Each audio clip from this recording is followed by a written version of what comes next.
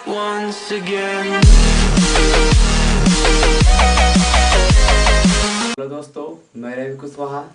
आज आपके YouTube channel पे मैं लेके आया हूँ इतिहास के लेक्चर सीरीज में जैन धर्म। ठीक है, तो हम चर्चा करेंगे इस लेक्चर में जैन धर्म के बारे में।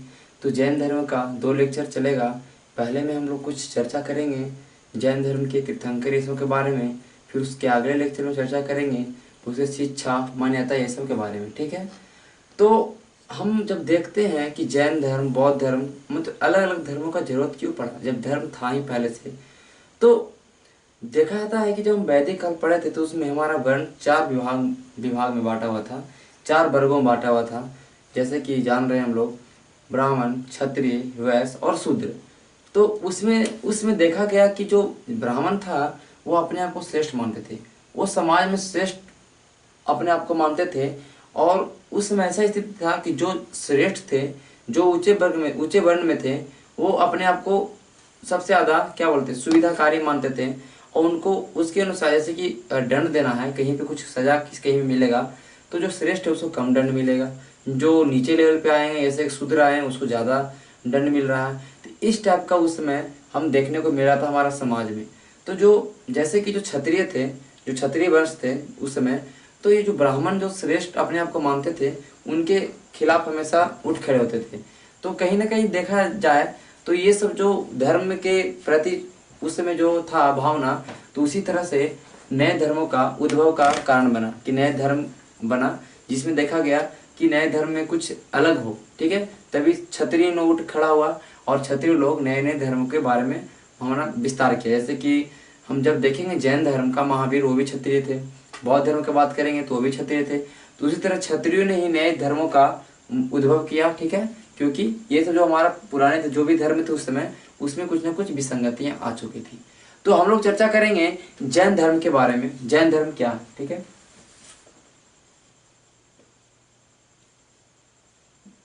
लिखते हैं। ठीक है,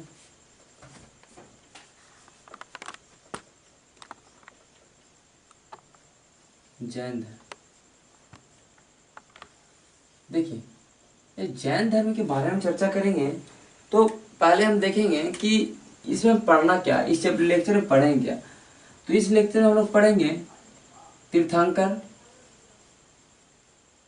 कि जैन धर्म में कितने तीर्थंकर हुए। फिर पढ़ेंगे हम कि जैन धर्म का स्थापना क्यों किया और जैन धर्म का असली स्थापना क्यों नहीं किया। ऐसे तो जो तीर्थंकर होंगे पहले उसी से जैन धर्म स्टार्ट होगा, लेकिन जो वास्तविक संस्थापक की बात करेंगे तो कौन किया। ठीक है, फिर बात करेंगे हम लोग शिक्षा का, फिर बात करेंगे जैन धर्म में क्या मान्यताएं थी। उसी तरह हम बात करेंगे क्या संगीत, जैन धर्म का कितना संगीति हुआ ये। ठीक है, फिर पतन, मतलब जैन धर्म का आखिरकार जैन धर्म उतना लोगों के बीच में फैला क्यों नहीं। तो इस लेक्चर में हम लोग बात करेंगे तीर्थंकर और स्थापना का। बाकी सेकंड लेक्चर में ये तीनों चीज के बारे में हम लोग डिस्कस करेंगे। तो देखिए हम बात करेंगे पहले तीर्थंकर का। तो जैन धर्म में तीर्थंकर से पढ़ने से पहले हम लोग देखते हैं कि आखिर ये जैन धर्म इसका मतलब क्या होता है। ये जैन शब्द बना हमारा जीन शब्द, जो कि संस्कृत का शब्द है, जीन शब्द से बना है। और जीन का मतलब होता है हमारा विजेता। ठीक है, विजेता, विजेता कहने का मतलब ये नहीं हुआ कि कहीं कोई राज्य जीत लिया, कोई क्षेत्र जीत लिया, वो विजेता। यहाँ पे जीन का मतलब होगा जो अपने ज्ञान इंद्रियों पे, अपने सेंस पे जो कंट्रोल, जो विजयी हो गया वो हमारा कहलाया जीन। और जैन अपने ज्ञान इंद्रियों पे, तो यहाँ कहने का मतलब हुआ इंद्रियों पे विजय प्राप्त करने वाला, इंद्रियों पे विजय प्राप्त करने वाला, ये हमारे हुए विजेता। ठीक है, तो हमने समझा जैन धर्म, जैन का अर्थ मतलब क्या होता है, जीन से बना। ठीक है, चलिए अब हम देखते हैं तीर्थंकर के बारे में, तीर्थंकर क्या थे। तो जब जैन धर्म पढ़ेंगे तो इसमें 24 तीर्थंकर की बात करेंगे, जिसमें 22 तीर्थंकर जो होंगे हमारे वो अनैतिहासिक होंगे, अनैतिहासिक। और जो 2 हमारे होंगे वो ऐतिहासिक होंगे। अब देखिए ये आपको लग रहा हो कि अनैतिहासिक ऐतिहासिक क्या। अनैतिहासिक कहने का मतलब ये जो शुरुआत की जो 22 हमारे तीर्थंकर होंगे उनके बारे में उतना ज़्यादा हम लोग को नहीं मिलता है कि वो क्या उपदेश दिए, क्या शिक्षा दिए। बस उनके बारे में ये पता है कि उनका जन्म कहाँ पे हुआ, उनका क्या प्रतीक चिन्ह था, कुछ कुछ नॉलेज है। तो उतना ये फेमस नहीं थे, तो इनके बारे में उतना हम लोग नहीं पढ़ते। लेकिन ऐतिहासिक की बात करेंगे तो इसमें दो ऐतिहासिक आएगा, पार्श्वनाथ और ऋषभनाथ, सॉरी पार्श्वनाथ और हमारे महावीर।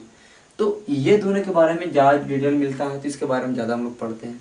ठीक है, तो ये जो 22 तीर्थंकर ऐतिहासिक होंगे 1 से लेकर 22 तक के, उसके बारे में हम लोग बस देखेंगे कि इनका प्रतीक चिन्ह क्या क्या था। ठीक है, इसके बारे में हम लोग देखेंगे। और ये जो दो हैं पार्श्वनाथ और हमारे महावीर जो 23वें 24वें हुए, इसके बारे में हम लोग थोड़ा डिटेल से चर्चा करेंगे। तो आइए हम पहले अनैतिहासिक तीर्थंकर जो हमारे हुए जो भी 22, तो उसमें कुछ कुछ जो कि हमारे एग्जाम के दृष्टिकोण से महत्वपूर्ण है उसकी चर्चा करेंगे। उसके हम पहले इधर तीर्थंकर लिखेंगे और इधर हम लिखेंगे चिन्ह, जो कि एग्जाम में पूछता है कि जो जैसे मान लेते हैं हमारा प्रथम तीर्थंकर हुए ऋषभनाथ, उनका प्रतीक चिन्ह क्या हुआ, उनका प्रतीक चिन्ह ऋषभ था। तो ये सवाल आता है कि इनका प्रतीक चिन्ह क्या हुआ। तो जो सवाल आएंगे उसके बारे में देखेंगे और कुछ कुछ जो भी हमारा महत्वपूर्ण होगा उससे चर्चा करेंगे हम ये ऐतिहासिक में। फिर हम आएंगे ऐतिहासिक पे कि ऐतिहासिक जैसे पार्श्वनाथ के बारे में पढ़ेंगे थोड़ा, फिर महावीर के बारे में पढ़ेंगे। ठीक है, तो हम आइए बनाते हैं एक लिस्ट और लिखते हैं एक तरफ तीर्थंकर और एक तरफ लिखते हैं हम उनके प्रतीक चिन्ह। ठीक है,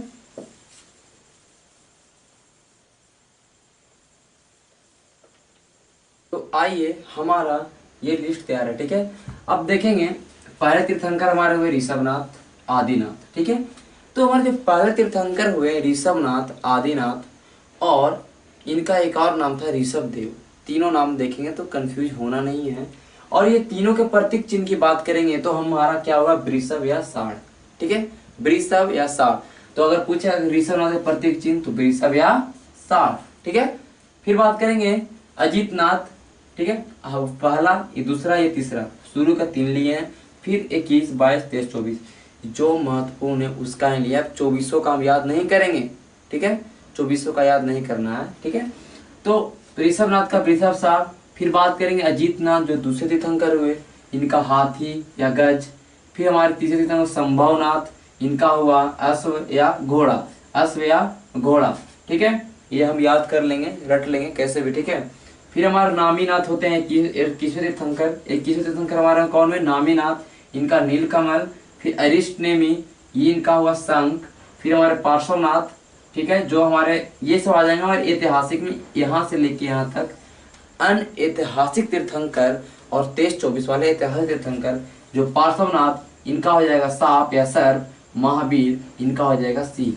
तो ये लिस्ट को हम याद कर लेंगे। अब हम चर्चा करेंगे, जब देखते हैं कि ये जो अनऐतिहासिक तीर्थंकर हैं इनमें 2 तीर्थंकर ऋषभनाथ ऋषभदेव और अरिष्ट नेमी, ये दोनों का नाम ऋग्वेद में मिलता है। ठीक है, तो हम इसको मिटाते हैं अभी।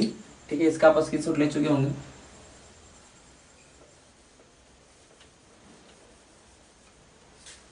तो हमारे 2 तीर्थंकर अनैतिहासिक में, एक ऋषभ देव या ऋषभनाथ जो भी, आदिनाथ जो भी, और एक हमारे हो गए अरिष्ट नेमी।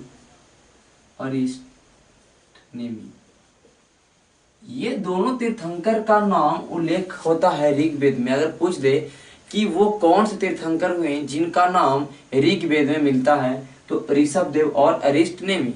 अब अरिष्ट नेमी को बताया गया है कृष्ण के करीबी, जो कृष्ण भगवान हैं उनके करीबी बताया गया है ऋषभदेव को। ठीक है, कृष्ण के करीबी। और इनको बताया गया है हमारा ऋषभदेव को बताया गया है कि ये जो थे, इनका पुत्र का नाम था गोमतेश्वर। ठीक है, जैसे कि हम बाहुबली मूवी देखे होंगे तो गोमतेश्वर का ही नाम है बाहुबली। ठीक है, गोमतेश्वर। और इन्हीं का मूर्ति बनाया गया, बाहुबली का मूर्ति बनाया गया हमारा श्रवणबेल गोला में,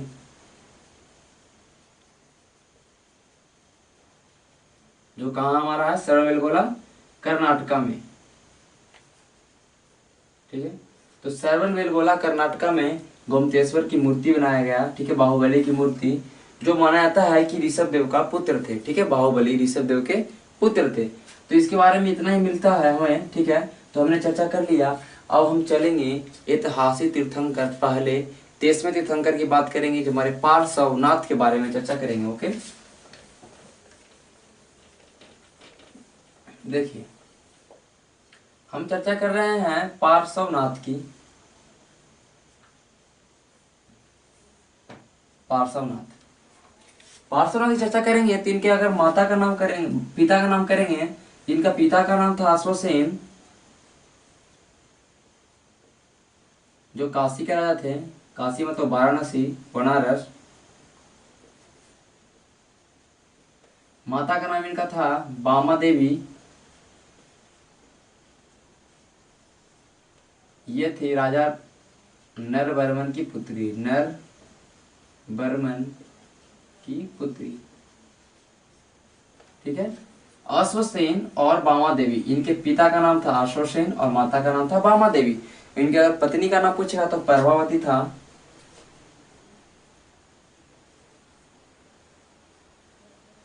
देखिए जो पार्श्वनाथ थे, जिनका अगर हम बात करेंगे चिन्ह का, तो मैंने बताया इनका चिन्ह का है सर्प, मतलब सांप। कहने का मतलब सर्प, इनका नाम पार्श्वनाथ क्यों पड़ा, ठीक है। तो ये बामा देवी के सपना में सांप आया था, तो कहने जन्म से पहले बामा देवी के सपना में सांप आया था, तो ऐसा कहा जाता है किसी के नाम पे इनका नाम पार्श्वनाथ रख दिया गया, और इनका प्रतीक चिन्ह फिर आगे चल के सर्प हुआ, ठीक है। तो इनके बारे में बोला जाता है, पार्श्वनाथ के बारे में क्या बोला जाता है कि इन्होंने 30 वर्ष की अवस्था में घर छोड़ा।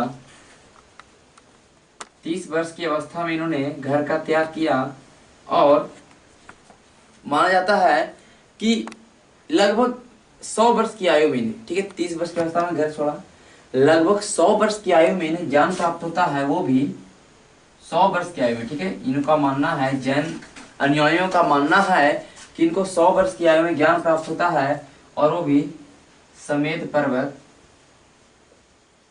एक समेत पर्वत है, उस पे 83 दिन की कठिन तपस्या करने के बाद, 83 दिन की कठिन तपस्या करने के बाद इनको 84वां दिन ज्ञान प्राप्त होता है, ठीक है। तो पूछे कौन सा पर्वत, तो समेत पर्वत। कितना दिन, तो 83 दिन में, ठीक है। और जब ज्ञान प्राप्त इनको होता है तो इनका नाम होता है पुरु साध नियम, ठीक है। ज्ञान प्राप्त होने के बाद इन्हें पुरुषार्थ नियम बोला जाता है। ज्ञान प्राप्त होने के बाद इन्हें पुरुषार्थ नियम बोला जाता है। और जो इनके फॉलोवर्स हुए, मैंने कहने का मतलब जो इनका अनुयायी हुआ, इनका अनुयायी जो पार्श्वनाथ के अनुयायी हुए, उन्हें बोला गया निर्ग्रंथ। निर्ग्रंथ कहने का मतलब, निर्ग्रंथ कहने का मतलब बंधन रहित, सारे बंधनों से मुक्त, बंधन रहित हुआ, ये हुआ निर्ग्रंथ, इनके अनुयायी। तो हमने पार्श्वनाथ के बारे में देखा कि इनके पिता का नाम अश्वसेन, माता का नाम बामा देवी, पत्नी का नाम प्रभावती। 30 वर्ष की अवस्था में घर छोड़ते हैं, और समेत पर्वत 83 दिन की कठिन तपस्या, उस समय उनका उम्र 100 वर्ष होगा। और जब ज्ञान प्राप्त होता है इनको पुरुषार्थ नियम बोला जाता है, और इनके अनुयायी को निर्ग्रंथ बोला जाता है, ठीक है। इनके बारे में बोला जाता है कि ये वैदिक कर्मकांड, जाति प्रथा, ये सब के विरोधी थे। वैदिक कर्मकांड और जाति प्रथा के विरोधी थे, ठीक है। अब हम चलेंगे पार्श्वनाथ के बाद हम चलेंगे महावीर के पास, ठीक है। महावीर के, इनको हम डिलीट करते हैं।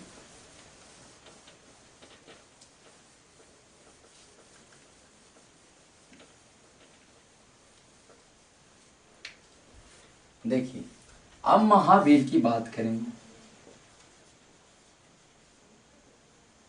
तो पहले तो चलिए महावीर की बात हम करेंगे। तो महावीर स्वामी की अगर बात करेंगे तो इनके पहले माता का नाम और पिता का नाम देख लेते हैं। तो इनके पिता का नाम देखेंगे तो सिद्धार्थ। देखिए हमारा गौतम बुद्ध के बचपन का नाम सिद्धार्थ था, लेकिन इनके पिता का नाम था सिद्धार्थ, ठीक है। इनके पिता का नाम सिद्धार्थ होगा और माता का नाम त्रिशला। आइए देखिए, जिनके पिता हैं सिद्धार्थ, वो बज्जी संघ, संघ है, ठीक है, जगह है बज्जी संघ। बज्जी संघ के जो हमारे बज्जी संघ कुंडग्राम, कुंडग्राम कहाँ, वैशाली, वज्जी संघ कुंडग्राम, या मैं लिख देता हूँ सारा चीज, वैशाली के, इनके कुल का बात करेंगे तो ज्ञात्री कुल, ये सब पूछता है कि एग्जाम में, ज्ञात्री कुल के, ठीक है। इनके पिता सिद्धार्थ वज्जी संघ कुंडग्राम वैशाली के ज्ञात्री कुल के थे, ठीक है, इनका पिता। माता का नाम बात करेंगे तो लिच्छवी नरेश, लिच्छवी नरेश चेटक की बहन, चेटक की बहन थी, ठीक है, ठीक है, लिच्छवी नरेश चेटक की बहन थी। तो कहने का मतलब ये हमारे महावीर जो एक तरह से अगर देखेंगे तो मगध राजवंश के हमारे करीबी होंगे, मगध राजवंश, क्योंकि मगध राजवंश में जब बिंबिसार जो विवाह करते हैं तो भी लिच्छवी नरेश चेटक के, ठीक है, पुत्री चलना से शादी करते हैं, ठीक है। तो कहने का मतलब ये एक तरह से उनके मगध राजवंश से संबंधित है, ठीक है। तो ज्ञात्री कुल के थे, पिता सिद्धार्थ और माता त्रिशला, ठीक है। अब देखिए जब हम बात करेंगे, ठीक है, इनके पत्नी का नाम, ठीक है, इनके पत्नी का नाम अगर हम बात करेंगे, इनके पत्नी का नाम है यशोदा, ठीक है, पत्नी का नाम है यशोदा, ठीक है, इनके पत्नी का नाम होता है यशोदा, और ये होती है कुंडीय गोत्र की। ये सब एग्जाम में पूछ सकता है कि किस गोत्र की थी, तो कुंडीय गोत्र की, ठीक है। तो इतना इनके बारे में हमने बैकग्राउंड देखा, ठीक है। महावीर का जन्म, उनके पिता का नाम, माता का नाम, उनकी पत्नी का नाम यशोदा, कुंडीय गोत्र, ठीक है।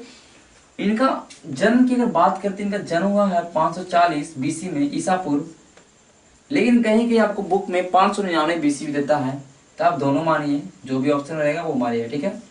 540 ईसा पूर्व, 599 ईसा पूर्व, तो 540 थोड़ा ज्यादा इंपॉर्टेंट है, क्योंकि ज्यादा ये हर जगह मिलता है, 599 बहुत कम जगह मिलेगा, ठीक है। कहीं कहीं अगर मिल भी गया तो मैंने बता दिया, इनका जन्म 540 ईसा पूर्व, ईसा पूर्व कहने का मतलब मैंने पहले बता चुका हूँ कि 540 साल पहले, कब, जीरो से, अभी हम कब कौन सी सदी में चल रहे हैं, अभी हम चल रहे हैं 2020 में, मतलब 21वीं सदी में चल रहे हैं 2020 में। तो आज से 2000 साल पहले, 2020 साल बैक जाएंगे तो जीरो पे जाएंगे, फिर वहां से 540 साल पीछे, मतलब कहने का मतलब 2570 60 साल पहले, 2560 साल पहले, ठीक है। बीसी मतलब कहने का मतलब हमेशा उल्टा होगा, ठीक है, उल्टा चलेगा, ठीक है। जैसे कि 2020 में 50 साल जोड़ने के लिए बोला 2070 बोलेंगे, लेकिन 540 में 50 साल जोड़ेंगे तो सीधा हमारा 490 हो जाएगा, ठीक है। तो ये हुआ महावीर का जन्म 540 बीसी में, कहाँ हुआ, तो कुंडग्राम वैशाली में हुआ। इनके पिता वज्जी संघ के थे, ज्ञात्री कुल के थे, माता त्रिशला थी जो लिच्छवी नरेश की बहन थी, चिटक की, और पत्नी यशोदा थी जो कुंडली गोत्र की, ठीक है। अब देखिए, अब देखिए क्या होता है, अब देखिए ये जो महावीर हैं, इनके एक पुत्री होती है, पुत्री, इसका नाम है अनुजा, और इसी का नाम अनुजा भी मिलता है कहीं कहीं, और प्रियदर्शना, प्रियदर्शना, ठीक है, अनुजा और प्रियदर्शना, और इसका विवाह होता है जामिल, कहने का मतलब महावीर का दामाद जामिल, ठीक है। और ये जामिल है जो आगे चल के महावीर के प्रथम अनुयायी बनेंगे, प्रथम शिष्य या प्रथम अनुयायी बनेंगे, कौन, जामिल, और यही आगे चल के महावीर के प्रथम विरोधी बनते हैं, ठीक है। हमने देखा कि प्रथम अनुयायी जामिल, ठीक है, मैं लिख देता हूं जामिल के बारे में, प्रथम अनुयायी और प्रथम विरोधी। अब देखिए प्रथम अनुयायी तो थे ही, ये विरोधी क्यों है प्रथम, देखिए महावीर जी का कहना था कि हमने अगर कोई काम के बारे में सोच लिया तो समझो वह काम हो गया, लेकिन जामिल का कहना था कि जब तक कि वो काम अंत ना हो जाए, जब तक उस काम को हम पूरा नहीं समझेंगे, पूरा नहीं समझेंगे, क्योंकि बीच में बहुत सारे कठिनाइयां आ सकती है। और ये जो मानने का जो था उसका, उसको बोलते थे हम लोग क्रिया मान कृत, ये महावीर का अवधारणा था, क्रिया मान कृत, कि आपने जिस काम के बारे में सोच लिया, समझो वो काम पूरा हो चुका है। लेकिन क्रियामान कृत की अवधारणा को जामिल नहीं मानता था, इसलिए ये प्रथम विरोधी हुआ जैन महावीर का। और इन्होंने, जामिल ने एक अलग थ्योरी दिया, उसको बोलते हैं बहुत्तरवाद। बहुत्तरवाद, ठीक है, इन्होंने अलग थ्योरी दिया बहुत्तरवाद। तो अगर पूछ देगा कि बहुत्तरवाद किसका थ्योरी है, तो जामिल का, और क्रियामान कृत क्या है, तो आप समझ चुके होंगे कि महावीर का, ठीक है। अब देखिए, अब तो प्रथम विरोधी और प्रथम अनुयायी के बारे में देख लिया मैं, जामिल के बारे में, ठीक है। दूसरा विरोधी देखेंगे तो तीसगुप्त, ठीक है, ये भी लिख देता मैं। दूसरा विरोधी हमारे होंगे तीसगुप्त, ठीक है, तीसगुप्त। दूसरा विरोधी हमारा तीसगुप्त, ये पूछता है एग्जाम में, इसलिए मैंने लिख दिया, ठीक है। अब देखिए महावीर के बारे में चलेंगे हम लोग, इसको मिलाते हैं अभी।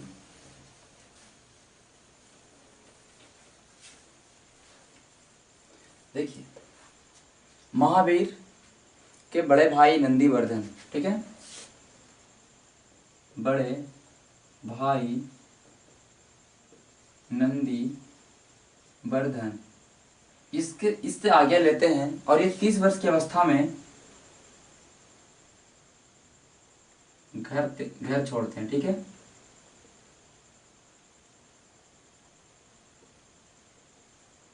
ये 30 वर्ष की अवस्था में घर छोड़ते हैं, और लगभग इन्होंने 12 साल इधर से उधर भटका, ठीक है। तो 30 वर्ष की अवस्था में इन्होंने घर छोड़ा। अब देखिए, ये नालंदा में मिलते हैं मखाली पुत्र गोसाल से। नालंदा में एक आदि से मिलते हैं मखाली पुत्र गोसाल से, जो इनके साथ 6 वर्ष तक तपस्या करता है, लेकिन फिर दोनों में कुछ ना कुछ विवाद होता है, फिर ये मखाली पुत्र अलग हो जाता है। और ये मखाली पुत्र के बारे में हम लोग जानते हैं कि ये आजीवक संप्रदाय, एक संप्रदाय है आजीवक, आजीवक संप्रदाय के संस्थापक माने जाते हैं मखाली पुत्र गोसाल। मखाली पुत्र गोसाल को आजीवक वंश, आजीवक संप्रदाय का संस्थापक, ये पूछ देगा एग्जाम में, आजीवक वंश का संस्थापक कौन हुआ, आजीवक संप्रदाय का, तो हमारा होगा मखाली पुत्र गोसाल। और ये आजीवक को रहने के लिए ही हमारे, जब बात करेंगे अशोक का, तो अशोक बनाते हैं बराबर में 4 गुफाएं, बिहार के बराबर पहाड़ियों में 4 गुफाएं, कर्ण, चौपार, सुदामा, 20 झोपड़ी, 4 गुफाएं बनाते हैं आजीवक संप्रदाय के लोगों को रहने के लिए। आज अगर आप बिहार के बराबर में जाइएगा, गया जिले में बराबर पड़ता है, अगर वहाँ जाइएगा तो आपको वो गुफा मिल जाएगा, ठीक है। तो 6 वर्ष तक साथ में रहता, फिर लेकिन छोड़ता, ठीक है। अब देखिए 12 वर्ष तो इधर उधर घूमते हैं, उसके बाद इनको ज्ञान की प्राप्ति होती है। कहाँ ज्ञान की प्राप्ति होती है, तो बताते हैं। पहले तो जिरिम्बिक एक गांव है, वहां रिजुपालिका नदी है,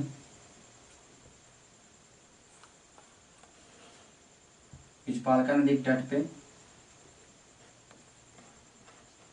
और वहां पे भी साल वृक्ष, साल वृक्ष कहीं कहीं आपको बरगद मिल जाए तो बरगद भी रखिए याद, ठीक है। तो 30 वर्ष की अवस्था में घर छोड़े नंदीवर्धन की आज्ञा से, ठीक है। और फिर जिम्बी गांव में रिजुपालिका नदी के तट पे इनको ज्ञान की प्राप्ति होती है, ठीक है। रिजुपालिका नदी के तट पे याद रखिएगा कौन सी नदी, जैसे कि भगवान बुद्ध की बात करेंगे तो उनको कौन सी नदी किनारे हुआ, तो हमारा निरंजना नदी या तो फिर फल्गु नदी, ठीक है। तो इनको रिजुपालिका नदी तट पे, और कहा तो साल वृक्ष पे, ठीक है।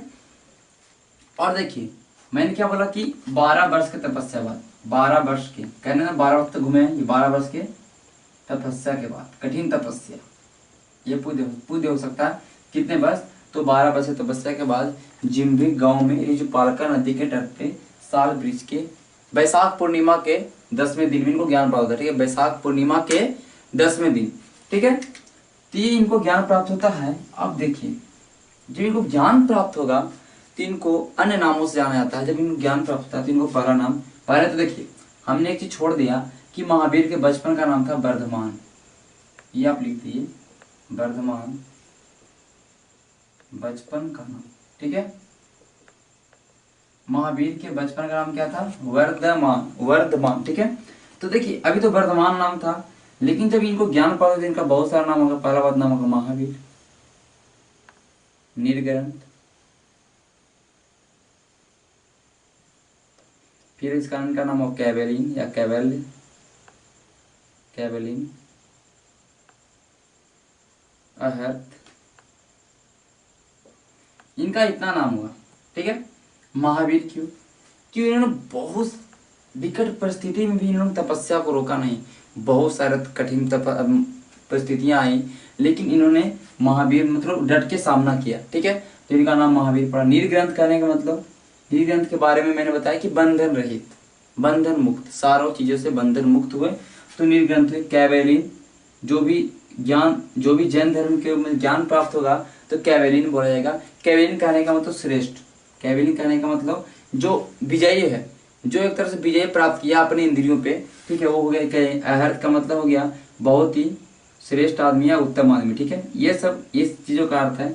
तो महावीर के नाम से, निर्ग्रंथ के नाम से, कैवेलिन के नाम से, अरहत के नाम से ये महावीर जाने गए, ठीक है।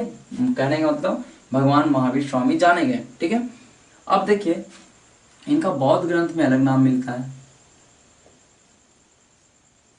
इनका बौद्ध ग्रंथ में अलग नाम मिलता है। महावीर स्वामी का बौद्ध ग्रंथ में अलग नाम मिलता है, और नाम है निगल नाथ पुत्र। निगंठनाथ पुत्र इनका नाम मिलता है बौद्ध ग्रंथों में महावीर का। तो हमने महावीर के बारे में इतना चर्चा किया, ठीक है। अब हम बात करेंगे कि महावीर, अब इसको थोड़ा मिटाते हैं, ठीक है, यहाँ पे। अब देखिए महावीर ने अपना, अगर प्रथम उपदेश की बात करें, इन्होंने प्रथम उपदेश दिया था राजगीर में, ठीक है। इन्होंने प्रथम उपदेश दिया राजगीर में। राजगीर में कहाँ दिया? तो वित्तुलाचला पहाड़ी पे, वित्तुलाचल पहाड़ी पे, वित्तुलाचल पहाड़ी के निकट है वित्तुलाचल पहाड़ी, ठीक है। इन्होंने अपना प्रथम उपदेश दिया राजगिरी में। राजगीर, अभी राजगीर बोलते हैं, नहीं पहले था राजगिरी, ठीक है। वित्तुलाचल पहाड़ी में दिया, ठीक है, प्रथम उपदेश, ठीक है, महावीर ने। अब देखिए महावीर की बात करेंगे, इन्होंने तो अपना प्रथम उपदेश दिया। अब महावीर की बात करेंगे, इनका मृत्यु, ठीक है, उपदेश दिया, अब इनका मृत्यु बात करेंगे। तो देखिए अब महावीर की मृत्यु पावा राजा, पावापुरी के राजा थे, पावा राजा बोलते, पावा राजा सस्ती पाल के यहाँ, ठीक है। कब हुआ? तो लगभग 72 वर्ष की आयु में। तो 540 में 72 माइनस करें कितना होगा? 468, ठीक है। इसमें 72 माइनस करें कितना हुआ? 427, जो भी दोनों में से याद रखिए। चलिए हम 468 को मानते हैं, क्योंकि 468 सबसे ज्यादा देखा आता है हर जगह। तो 468 BC में 72 वर्ष की आयु में इनका मृत्यु हुआ, ठीक है। महावीर स्वामी का मृत्यु 72 वर्ष की आयु में 468 BC में होगा। जन्म 540 BC में। बड़े भाई का नाम नंदीवर्धन, माता का नाम, पिता का नाम मैंने बता दिया, ये मैंने बता दिया जिनबी गांव में पालका नदी तट पे 12 वर्ष की कठिन तपस्या के बाद साल वृक्ष या बरगद वृक्ष के नीचे में इनको ज्ञान प्राप्त हुआ, ठीक है। अब देखिए एक चीज और बताता हूं मैं आपको कि जब हम पार्श्वनाथ के बारे में पढ़े तो मैं बता रहा हूं आपको कि पार्श्वनाथ जब ज्ञान प्राप्त हुआ तो उन्होंने एक दिया महाभारत, 4 महाभारत दिए, ठीक है, 4 महाभारत दिए। कहने का मतलब 4 उन्होंने महाभारत दिया। एक दिया सत्य, पहला दिया सत्य, अहिंसा, 4 महाभारत बोलो, ठीक है। सत्य, अहिंसा, अस्तेय, अपरिग्रह, ठीक है। इन्होंने 4 ज्ञान दिया। सत्य, अहिंसा, सत्य मतलब हमेशा सच बोले, अहिंसा मतलब हिंसा ना करें, और अस्तेय मतलब कभी भी चोरी ना करें। मैं सबके बारे में बोलता हूँ, सत्य हिंसा के बारे में आपको पता होगा। अस्त्य मतलब चोरी ना करना, अप्रिय मतलब संपत्ति अर्जित नहीं करना, मतलब फालतू का बेवजह का संपत्ति अर्जित नहीं करना, संपत्ति जमा नहीं करना, अर्जित ना करना। ये दिए थे हमारे कौन? पार्श्वनाथ। ये चारों दिए थे कौन? पार्श्वनाथ। लेकिन महावीर ने एक लास्ट में देंगे, महावीर ब्रह्मचर्य, और ये पांचों मिलके बनेगा 5 महाव्रत। ठीक है, 5 महाव्रत। तो 5 महाव्रत किस धर्म से रिलेटेड अगर पूछ देगा तो जैन धर्म से। और 5वां इन्होंने दिया ब्रह्मचर्य, ब्रह्मचर्य। ठीक है, ब्रह्मचर्य मतलब समझ सकते हो आप लोग। तो हम देखें, पहले हम लोग पार्श्वनाथ के बारे में देखें, महावीर के बारे में हमने एक एक पॉइंट को देखा। ठीक है, अब हम लोग अगले लेक्चर में देखेंगे इनके जैन धर्म का शिक्षा के बारे में। देखें क्या शिक्षा जैन धर्म दिया है, जैन धर्म की कितनी संगीतियाँ हुई, कहाँ कहाँ हुई, इसके बारे में देखेंगे। जैन धर्म की क्या मान्यताएं हैं, वो ईश्वर को मानते हैं, अनिश्वरवादी हैं, क्या हैं, उसके बारे में अगले लेक्चर में देखेंगे। और आज का लेक्चर समाप्त हुआ। तब तक के लिए धन्यवाद। चैनल को सब्सक्राइब करिए, शेयर करिए जितना ज़्यादा हो सके। ठीक है, ओके, बाय।